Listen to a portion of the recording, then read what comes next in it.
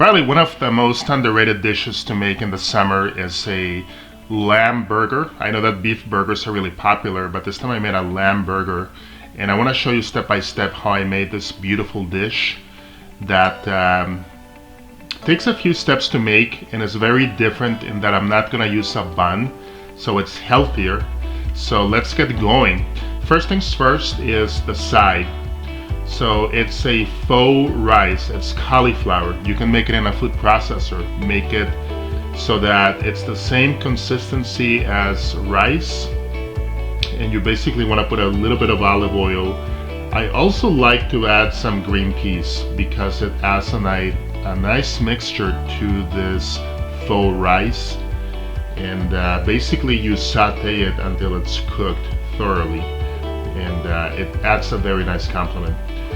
What goes great with a lamb burger is a red wine. I like to use Sangiovese. I like Italian wines. Typically they go well with lamb burger. So I'm gonna pour myself one glass. And while you're grilling, it's also good to have a cocktail in the summer. Vermouth over ice, and I either like to put in a orange or lemon slice to balance it out. So as you're grilling, that's the drink that I typically have, and I take. So let's get going. So good quality ground lamb meat is the most important thing. Make sure you buy it from a great source. I like to put in black pepper, oregano, cumin, and salt, lemon juice, olive oil, and I'm going to be putting in some breadcrumbs to allow it to come together very nicely. So I'm starting off with ground black pepper. Step number 2, you want to add some dried oregano. How much? How little? It's really up to you. It's a preference. I like to spice mine up quite a bit. Some people don't. It's really up to you. You're gonna be the one eating this, remember, so it's up to you. You cannot make a mistake, really. And next step is the cumin. And finally, I'm gonna be putting in some salt. I know that lamb naturally is a salty meat, but it's really important to put in both black pepper and salt to make the flavors enhance as much as possible. Lemon juice.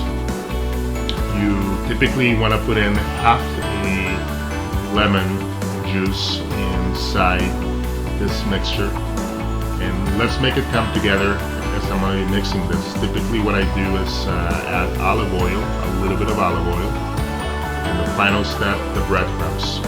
Breadcrumbs are going to basically put everything together as you're making and forming the burger. So this step is not very pretty, but somebody's got to do it, so you got to mix it up until it's all well put together.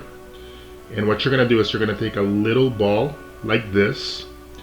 You're going to flatten it just a little bit, and you're basically going to throw it between your hands so that it starts to shape up, kind of like that. Also, one thing that is very important is it doesn't have to be a perfectly round burger. It's okay to have some imperfections, guys. And one thing that I like to do is put a dimple right in the middle on both sides so that as it's cooking, it's consistent throughout. That's typically what I do. And right now, let's just enjoy the process of putting in the work needed to shape these patties. So I'm gonna make 3 altogether. So let's watch as we're doing this.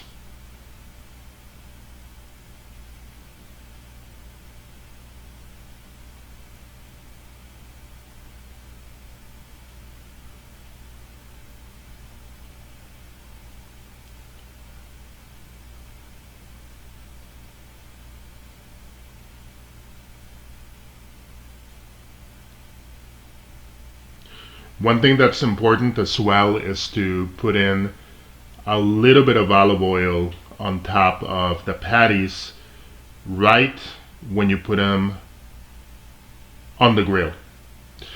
And you don't need to put a lot, just a little bit. That's going to add a little bit more flavor to the burgers. Some people are opposed to that. I really like doing this, and it's worked out well for my family and I. So you want to turn it over, make sure both sides are very well grilled, and sometimes you want to do it a second time or even a third time. But nevertheless, this shouldn't take too long. Close the lid, let the flames and the heat from the grill do its thing. In the previous video, I made a pasilla pepper pesto. Make sure to check it out to see steps on how I made that. But basically, I put that on a bed of lettuce leaves because this is going to be a low carb dish, and typically you want to put the patty on top of that because it's going to go very well together. So I'm putting my patty on top of it, and finally the last step, you want to put in the faux rice. You want to put in the cauliflower faux rice with the green peas next to it, and this made a very good accompaniment. Thank you so much for watching. I really appreciate it. Please hit the like and subscribe button, and thanks so much.